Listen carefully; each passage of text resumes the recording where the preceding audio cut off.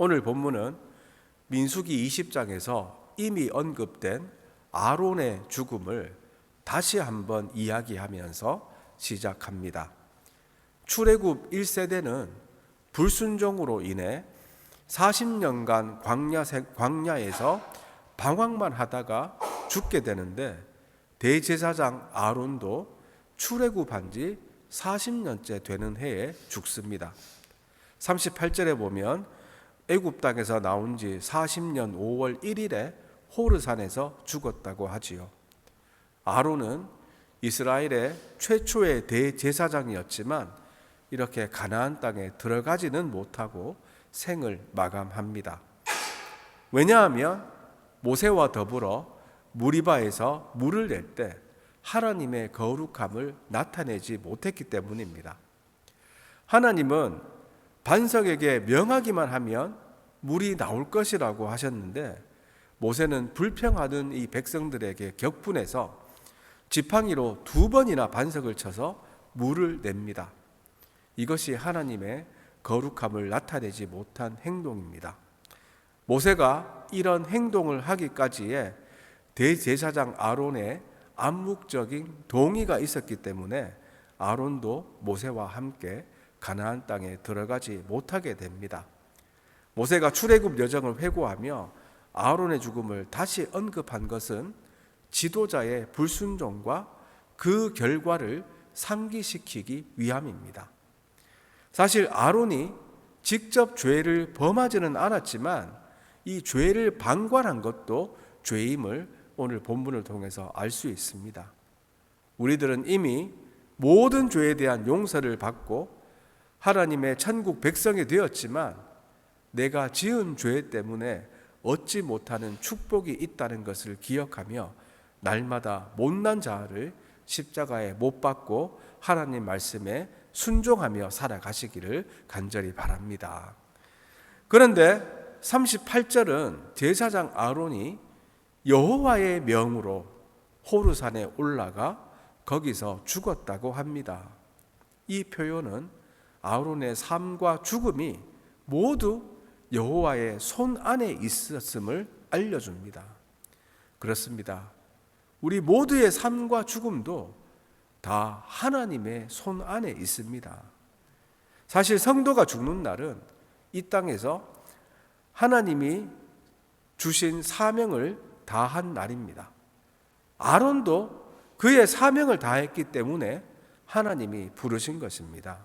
그러므로 여러분, 내가 오늘 이렇게 살고 있다는 것은 내게 해야 할 일이 있다는 것임을 알고 하나님이 맡겨주신 사명을 성실하게 감당하시기 바랍니다.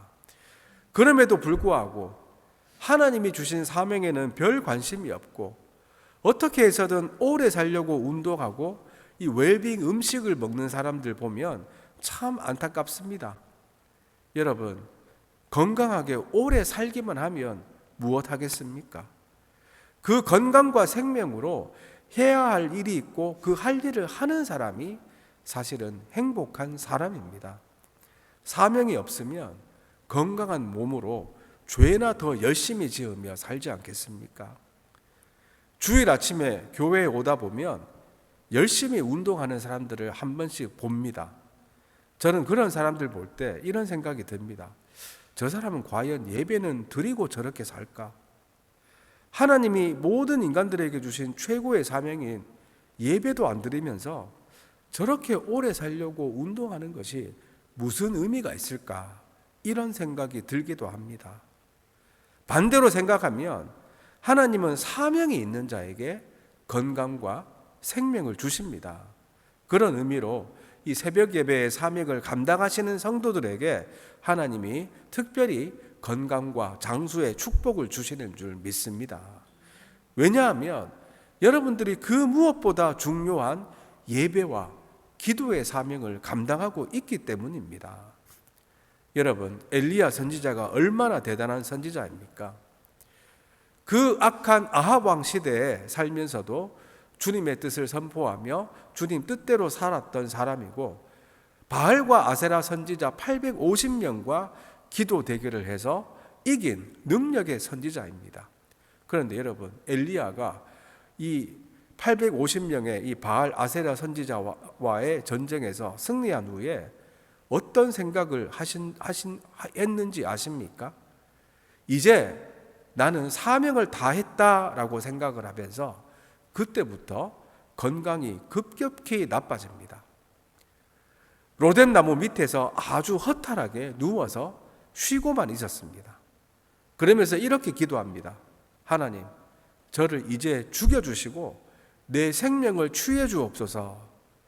아주 심한 우울증으로 자살 충동을 보이게 됩니다.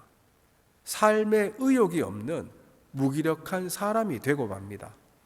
그때 하나님께서 엘리야에게 나타나셔서 먹을 것을 주시고 다시 사명을 주십니다. 그러니까 다시 엘리야가 건강을 회복하게 되고 사명을 감당합니다. 사명이 우리를 건강하게 함을 믿으시기 바랍니다. 이어서 본문은 한 세대가 끝나고 새로운 세대가 시작됨을 말씀합니다. 이스라엘의 새로운 세대, 즉 광야에서 태어난 광야 2세대들이 강 건너 가나안 땅이 보이는 모압 평지에 도착합니다.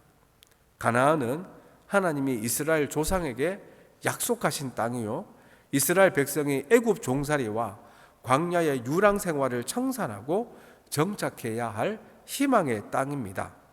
그러나 동시에 그 땅은 이스라엘의 정체성을 무너뜨릴 수 있는 위협의 땅입니다.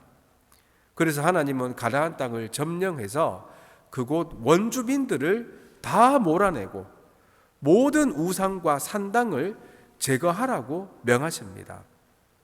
사실 가나안 거민들을 다 죽이라고 한 것은 어떻게 보면 하나님 너무하신 것이 아닌가, 하나님 너무 끔찍하고 잔인하십니다, 이렇게 볼 수도 있지만 사실 이렇게 명령하신 것은 그들에게 내려진 하나님의 심판입니다. 이들은 400년이 넘도록 너무나 더럽고 추악한 음행과 악행들을 저질렀습니다. 그 땅에 죄악이 차고 넘쳤기 때문에 하나님이 이스라엘을 그들의 심판의 도구로 사용하시면서 그들을 다 멸하라고 하셨습니다.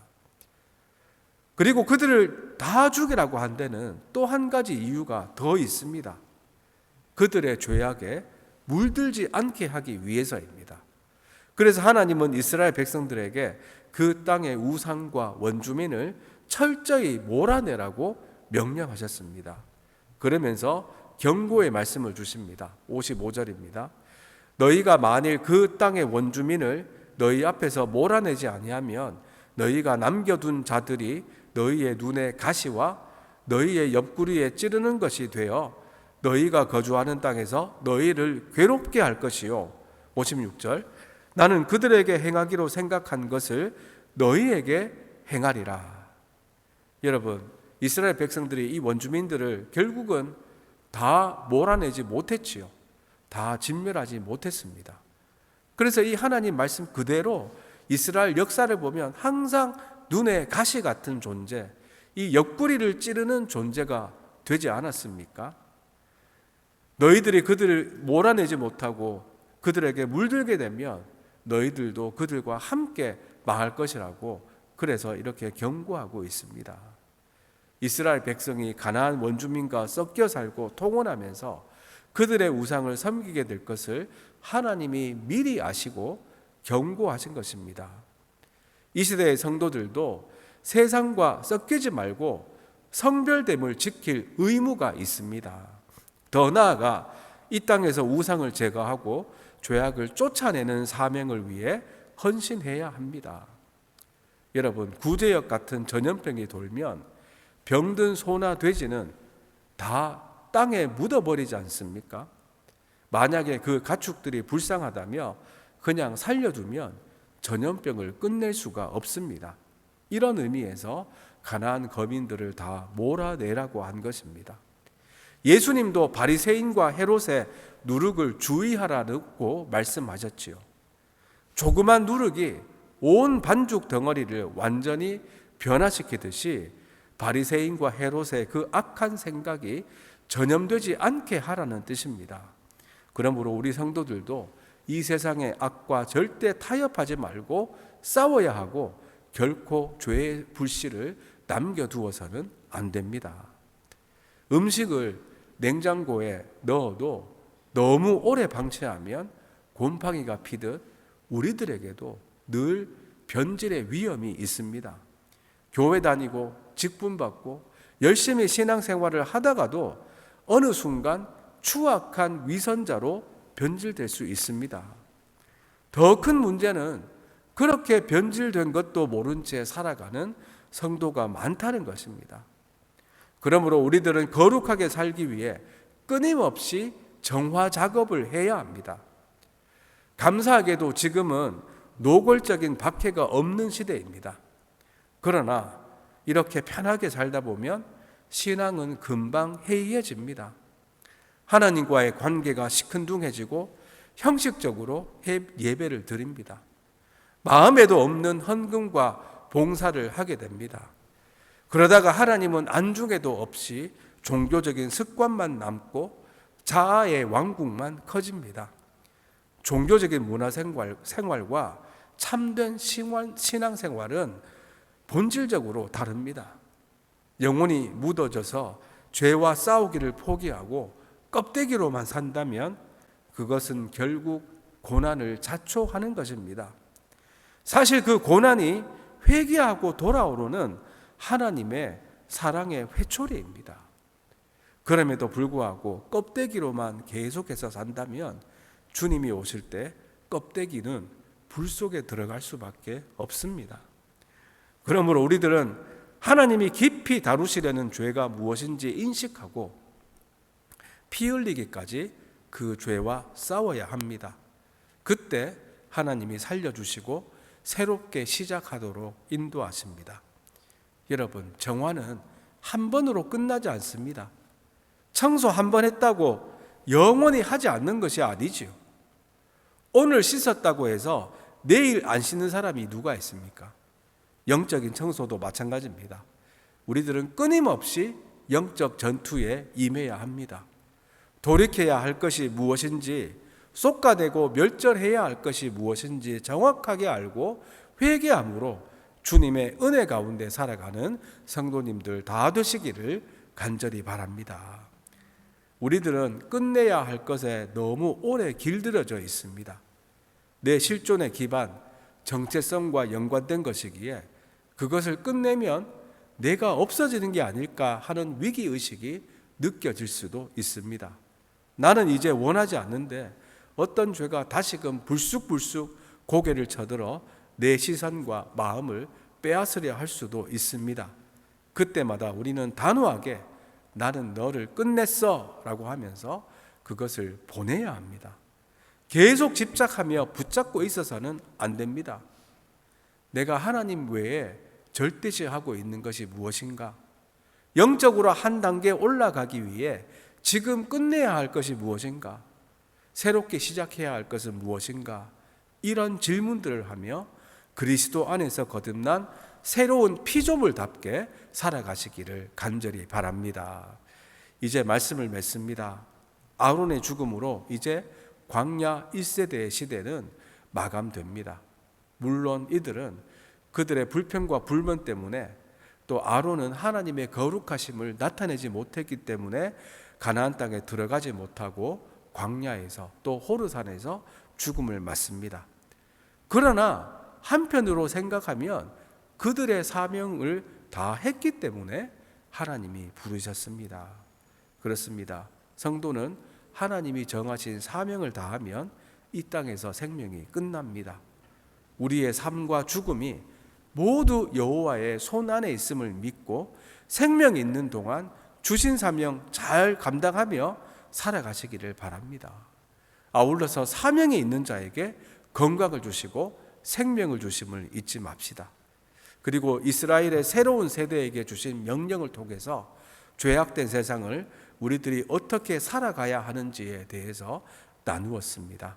가나안 원주민들과 우상들을 철저히 몰아내라고 하신 말씀을 기억하며 이 세상의 악과는 절대 타협하지 않고 악은 모든 모양이라도 버리며 죄의 누룩이 우리 인생에 들어오지 않도록 몸부림치며 거룩하게 살아가는 저와 여러분들이 다 되시기를 주님의 이름으로 축원드립니다.